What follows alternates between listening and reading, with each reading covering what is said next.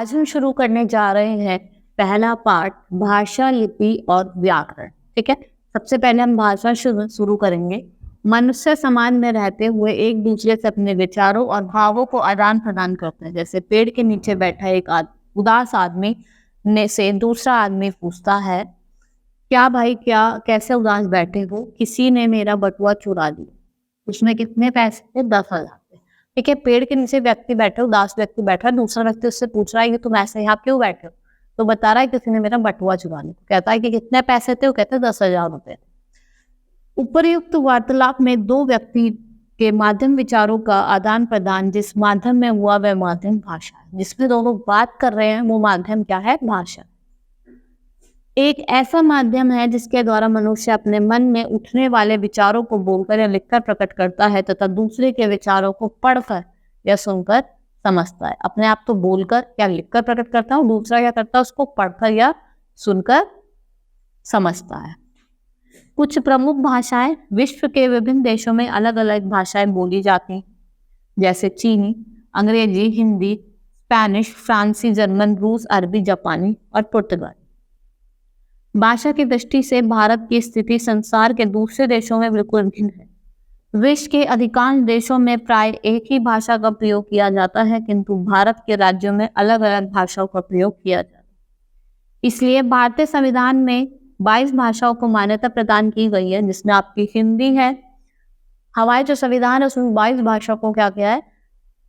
बताया गया है, प्रमुख भाषाएं बताई गई। इसमें आपकी हिंदी, पंजाबी, उर्दू, डोगरी, कश्मीरी, बंगला, असमी, गुजराती है, तमिल है, कन्नड़ है, मैथिली है, मलयालम है, सैंथली है, संस्कृत, सिंधी, तेलुगु, नेपाली, कोंकणी, मराठी। ये कुछ आपकी 22 भाषाएं जो आपके संविधान में लिखी गई हैं। इन भाषाओं को हिंदी भाषा का प्रयोग सबसे अधिक लोगों द्वारा किया गया है। इसमें 14 सितंबर 1900 में भारतीय संविधान ने हिंदी राजभाषा के रूप से स्वीकार किया। प्रतिवर्ष 14 सितंबर को हिंदी दिवस मनाया जाता है। 14 सितंबर को हर वर्ष क्या मनाया जाता है? इसलिए हिंदी दिवस मनाया जाता है। भाषा का रूप, भाषा के दो रूप है, मौखिक और लिखित भाषा। ठीक है, मौखिक जब हम बोलकर अपने विचारों को प्रकट करते हैं और दूसरा सुनकर उनको समझता है, उसे हम क्या कहते हैं? मौखिक भाषा। जब हम अपने लिखित भाषा क्या होते हैं? जब हम अपने विचारों को लिखकर प्रकट करते हैं। ठीक है, हम लिखकर प्रकट करते हैं और दूसरा उसको पढ़कर समझता है, उसे हम क्या कहते हैं? लिखित भाषा। मौखिक भाषा जब हम अपनी बातचीत के द्वारा अपने विचारों को प्रकट कराते हैं तो वह भाषा मौखिक भाषा कहलाती है। वह भाषा परिवर्तनशील होती है, इसमें केवल ध्वनियों का ही प्रयोग किया जाता है।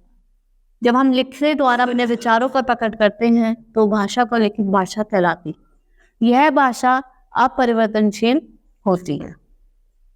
बोली, जब एक ही भाषा अलग अलग तरह से बोली जाए उसे बोली कहते हैं। यह भाषा का प्रारंभिक रूप होती है तथा एक सीमित क्षेत्र में बोली जाती है। ठीक है, जब हम भाषा को अलग अलग तरह से बोलते हैं उसे हम बोली कहते हैं और ये इसका प्रारंभिक रूप होता है। ठीक है, जो एक सीमित क्षेत्र में बोला जाता है। जैसे हरियाणा में हरियाणवी बोली जाती है, गढ़वाल में गढ़वाली, हिमाचल में हिमाचली। ठीक है, बोली का अपना कोई साहित्य नहीं होता, लोकगीत लोक गाथाएं ही इसके संबंध बनाती हैं। सामान्य रूप से किसी क्षेत्र विशेष में प्रयोग करने जाने वाली भाषा बोली कहलाती है। जो एक किसी क्षेत्र में बोली जाती है उसे हम क्या कहते हैं? बोली कहते हैं। लिपि, भाषा की ध्वनियों को जिन चिन्हों द्वारा लिखा जाता है उसे लिपि कहते हैं। प्रत्येक भाषा की अपनी एक लिपि होती है। ठीक है, हर एक भाषा की अपनी अपनी लिपि होती है। तो हिंदी की देवनागरी है, उर्दू की क्या है? फारसी है, अरबी है, अंग्रेजी की रोमन।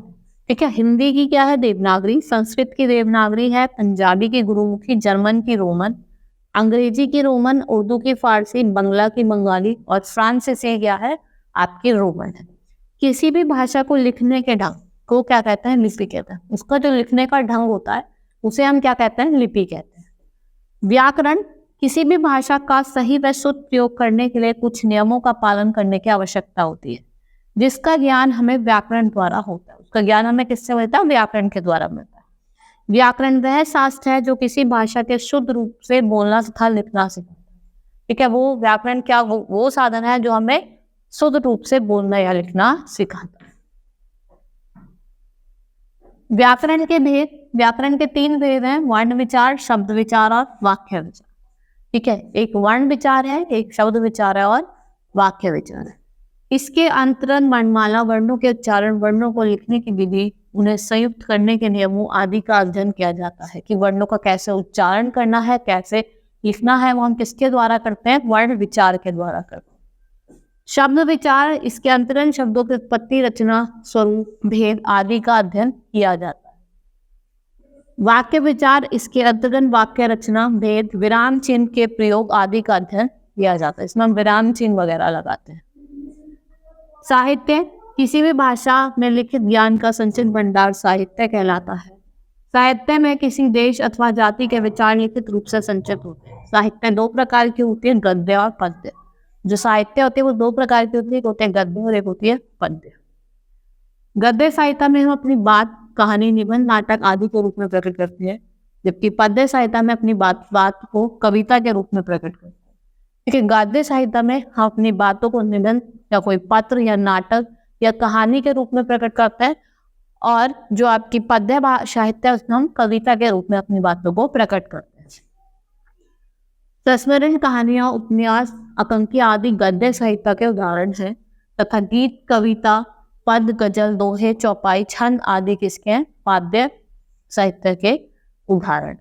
ठीक है, आप सबको समझ में आया होगा। आज के लिए सिर्फ इतना ही। धन्यवाद।